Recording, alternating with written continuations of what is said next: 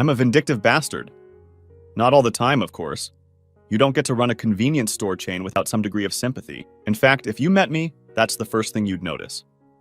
I'm extremely personable. But don't betray me. I will get even with you. Not revenge. Revenge. Okay, you want examples. I played rugby and still do from time to time. I was a lock, one of the second row forwards, tall, well-placed, and pretty quick on my feet. So I was chasing a high ball and a damn number 1 hit me as I was jumping for the ball, and I went down hard, shattering my shoulder and suffering a slight concussion. The referee ruled it was accidental. The trainer replaced me while my shoulder healed and the team doctor released me. I went back on the field and the bastard smiled at me. The stupid man confirmed it was a deliberate foul, so at the next scrum I carded him. I wasn't sure if it was my fist that hit him and the ref didn't see it, but that was just for starters. Luck favored the brave. Their number 1 got hold of the ball and went on a clumsy run. He was brought down and the ruck was set up, but he gave the ball back to his scrum half. He was taking his time to organize his backs and I saw an opportunity. I pounced underneath my counterpart in the ruck, knocking him off balance and sending him into the number 8, who landed on the loose head's arm. Unfortunately for him, he had his hand on top of the ball and the weight of the 2 boys broke his forearm. I got up with cleat marks on my face and neck, where a boot had hit me, and with my shoulder again bandaged. None of the referees saw anything unusual, and as they were helping their number 1 out, they stared at me. Since I was receiving treatment at the time, he couldn't know if I had had anything to do with his injury, but I knew, and that was enough. I'm not stupid enough to get into a vendetta. Well, that time I was lucky. The opportunity arose and the result was better than I expected. I had thought they would land on him and slow him down, so I could finish him off later, but you get my drift. Bang me, and I'll bang you back. Keeping the accounts of the stores gives me a pretty good idea of what is sold and when, and what money needs to go through the accounts. I'm also pretty quick to spot irregularities at the cash register. Most of my employees are wives, single mothers, and students. They are not people who have a lot of income. So, to eliminate temptation as much as possible, they get a huge discount. They can also have expired food, with the condition that it is for their exclusive use. Basically, I try to make it not worth their while to shoplift. The salary is better than average because the stores are profitable, but the perks make their money go further. So, when I saw that my wife was taking a lot of money out of the joint account, I sat down and took note. I make a good living with the stores, so I have no problem with my wife spending money. I don't believe in credit cards, so she uses the debit card, rarely cash. 2 other things you should know about me. Despite what the incident on the rugby field may look like, I plan things well. On the field, you take the ball and read the game. Seconds make the difference between scoring or not. Real life is different. That's why I bought the stores that would make me money, not the ones across the road or a few hundred yards away. The other thing is that I loved my wife with all my heart. I needed to know what she was doing with the money before I came to the conclusion that the bitch was doing her own thing. Okay, I know I was already there, but that's part of the vindictive aspect of my character. I assume the worst. Luckily, my rational side is also strong. I might just have a gambling addiction, or I might just be using weed. For all I know, I could be saving up to buy myself a nice gift, or to get ready to run away. How the hell would I play this game? All my stores have CCTV and security systems linked to a computer system. Some of the cameras above the checkouts are almost invisible if you don't know they're there. But did I want them bugging my house? I thought I'd better wait until she was out of the house and check it out myself, get something to work on. The stores pretty much took care of themselves, and I also had office work well taken care of, so I took a little time to myself to think about my next move. I strolled down the main street and entered the phone store. I love gadgets. They were promoting a program to download all the phone numbers from the SIM card to the computer and not lose them. It gave me an idea to get started. It would download everything from our phones to the computer, and then I could look up their numbers. That afternoon, I loaded the software. Sharon, give me your phone. What for? I have a new program that saves all the numbers so that if your phone fails, you can reload them from the computer to a new phone. It saves you having to get everyone's numbers and dial them. Doubt. I think my battery is flat. No problem. It connects via USB, so it's powered by the computer. This shows how useful this tool can be. If it had been a faulty battery or something, it could have corrupted the data. Reluctantly, he handed me his phone. I created a folder for his data and downloaded it directly to the machine. Okay, it's in a folder in My Documents called Phone Numbers, in your name in case you need it. Is there a password? No, go straight to him if you need to. I went on the internet and started looking for classic cars. I fancied an E-Type if I could find one. At the end, Sharon had an overload of soaps and went to make herself a cup of tea. I quickly copied her file and emailed it to myself at work. Normally, I didn't bother to check Sharon's phone bill. It was paid by direct debit. However, things were different. I pulled the folder out of my desk drawer and took it to work. First, I checked her phone numbers. Strangely, I recognized my problem as soon as I saw Steve Riley's name. A quick check of the phone records showed me that she phoned him a couple of times a day. Steve Riley was not only a competitor, but also a soccer player. For me, as a rugby player, that was probably worse. Now I needed confirmation that they were having an affair and using my money to pay for it. I saw no other option but to hire a private investigator. I would have no problem taking time off work, but I'm a big bugger and would stick out like a sore thumb trying to follow either of them. I looked in the yellow pages and got a company in a town 10 miles away. I could have had it from the company that did my security work for me, but they were the best in town and I figured Riley would use them for his stores as well. I didn't want to hire someone with a conflict of interest. I made an appointment and took a couple of photos of Sharon with me. The private investigator was an ex-cop who seemed quite prosperous, judging by his premises. Either that, or a git flash, a bluff in his own way. In any case, all I needed was evidence of unpleasantness, so I didn't need to be Sherlock Holmes. He told me a week would cover what he wanted, and I gave him £1,000 as a down payment. As I was driving, I realized I needed gas and stopped at a small gas station. As I was filling up the engine tank, I looked around and my instinct told me I was looking at an untapped gold mine. I went in to pay and realized it was a husband and wife business. They were in their 60s, and I got talking to them. In short, they wanted to retire, but hadn't done anything about it. I asked them the price. I knew it was £250,000 below their potential and told them to ask for an appraisal. I gave them my card. Look, I may be a businessman, but I have to look in the mirror every morning. I may get revenge, but I don't take advantage of people and I don't cheat. Much. A week later, I received 2 calls. One was an apology from Mr. and Mrs. Flanagan, saying that they had been told the business was worth about what I thought it was. They were flabbergasted when I accepted the price and asked for their lawyer's details. The second was, of course, my private investigator telling me that Sharon was playing games, but not just with Steve Riley. She had arranged to meet another man for lunch and then Steve in the evening when I was training. I told the private investigator to get me more details. I drove over there to give the PI another $1,000 and take a look at my new acquisition. The investigator had pictures of Sharon with Steve and the other guy in public, but hadn't gotten anything sexual.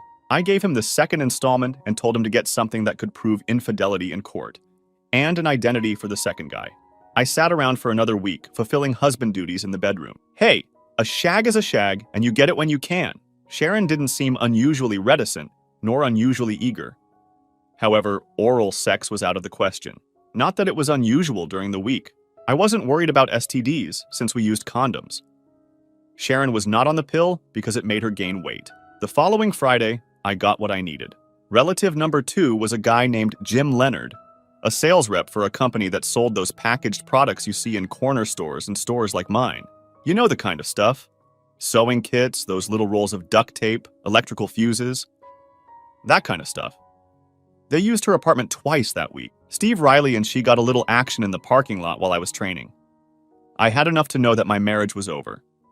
I figured she would be on the rag shortly, so her activity would dry up for a week. I put the first part of the plan into action. I got some chili peppers at the store and extracted chili juice. I smeared the crotch of a few pairs of her panties. The big ones, the ones at the bottom of the drawer, the ones she would probably wear soon. I also took a hypodermic and injected her with some tampons. I had heard that some guys used wintergreen as a joke, but I thought she might smell it. I had no idea if it would work, but it seemed reasonable. Riley played a little indoor soccer at the local recreation center, where I also played sometimes, just to keep in shape.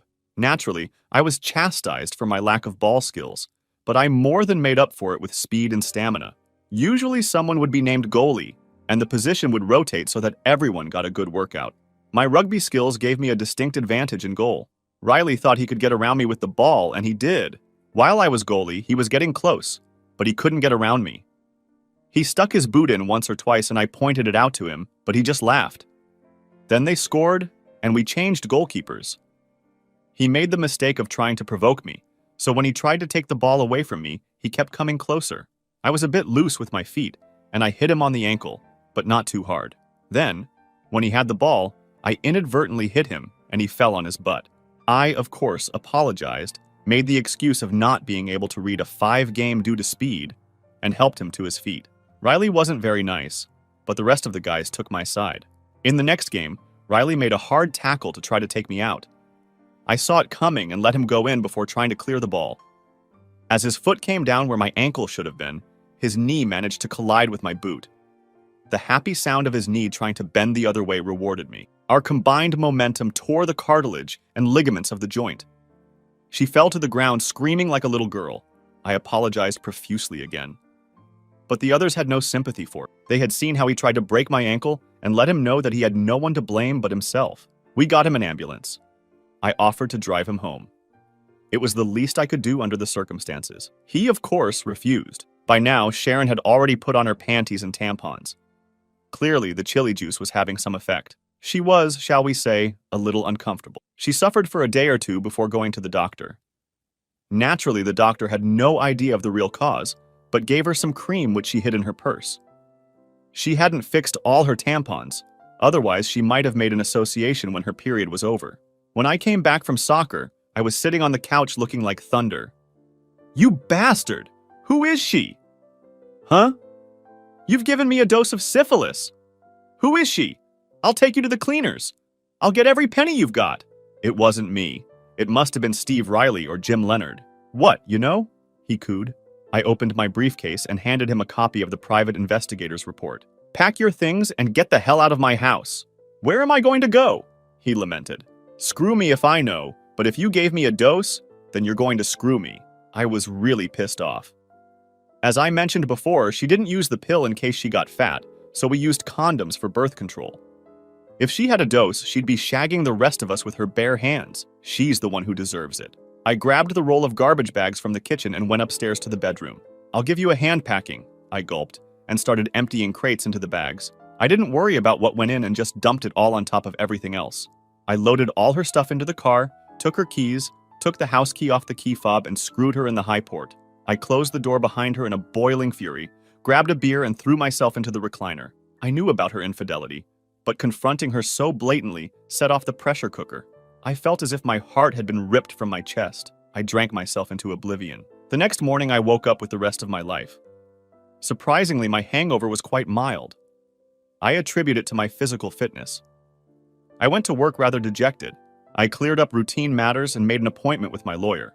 Then I closed my office door and analyzed my option. Oddly, I felt no urge to retaliate against Sharon, Riley, or Leonard. I felt completely discouraged. However, my employees noticed my state of mind and sent Big Jean to interrogate me. Jean was in her mid-50s and was the store's agony aunt. She had seen just about everything and was one of those motherly women who can't take shit. She sat across from me and waited. Okay. Sharon's been acting up and I've kicked her out, and that's it. I'm not going to do anything stupid, so you don't have to worry. Maybe not now, but I know you. I give you some time to get over it and you do something that will land you in jail. Who have you been seeing? Steve Riley and a guy named Leonard. Oh, damn. You're not going to crack skulls, are you? I laughed. I actually broke Riley's knee last night.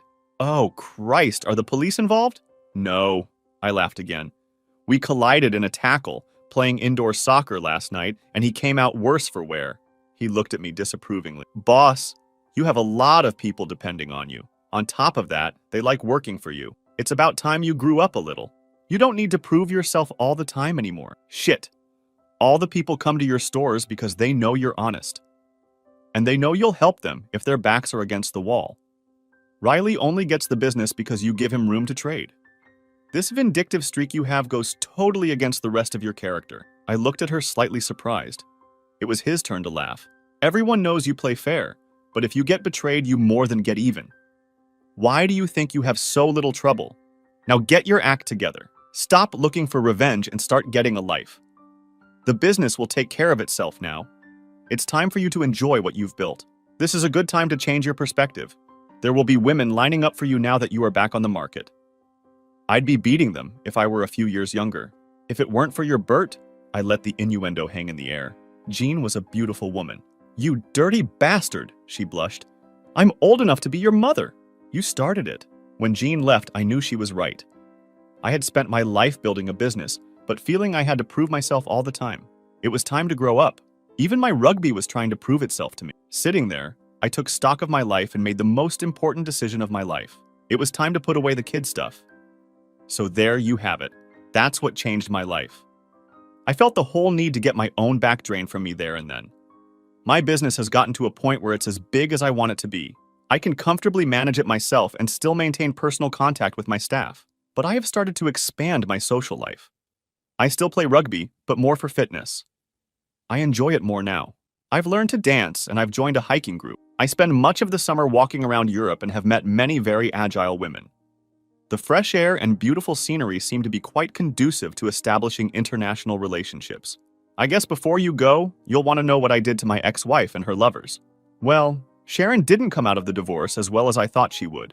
I had done the decent thing with the Flanagans, giving them a market price for their business, but I had had to mortgage mine to buy them out and rebuild the gas station. It cost a bloody fortune to get the old fuel tanks out. So when the divorce came through, I had a mountain of debt, according to my accountant. Since we had only been married 5 years and had no children, my lawyer negotiated a separation agreement based on my net worth. She kept the house, but had to assume the mortgage. She had to go back to work and had a hard time keeping up with the payments. She put herself up for sale and dropped off the face of the earth as far as I know. He probably hooked up with some other sucker. I never knew why he went with Riley. Speaking of him, his leg didn't heal too well, and he now uses a cane. Not only is his soccer career over, but it is now shaped like a soccer. Unfortunately for him, his car was stolen that night outside the recreation center. His laptop and briefcase were stolen. It is said that a lot of money was also stolen from him, but he did not report it to the police. Between his slow recovery and the loss of the laptop, he had to put a couple of stores up for sale. I thought it was only fair to help him out a little, since I was partly responsible for the injury, so I bought his 2 best tents. He was getting by on what he had left until the police recovered the laptop and some documents. Now I buy everything from him, to help him pay the IRS. Jim Leonard had been supplying many stores with these miscellaneous pieces. Not mine, though. Somehow, word got out that he was banging Sharon. Apparently, she wasn't the only wife he was pimping, and someone else found out. He got beat up pretty good, but the police had too many suspects. They never managed to arrest anyone. Karma can be a bitch. And for the record, it wasn't me. I was giving a vertical expression of a horizontal wish that night, followed by responding to that horizontal wish. Mind you, Jean didn't seem surprised when she heard the news. Maybe I've grown up. A little.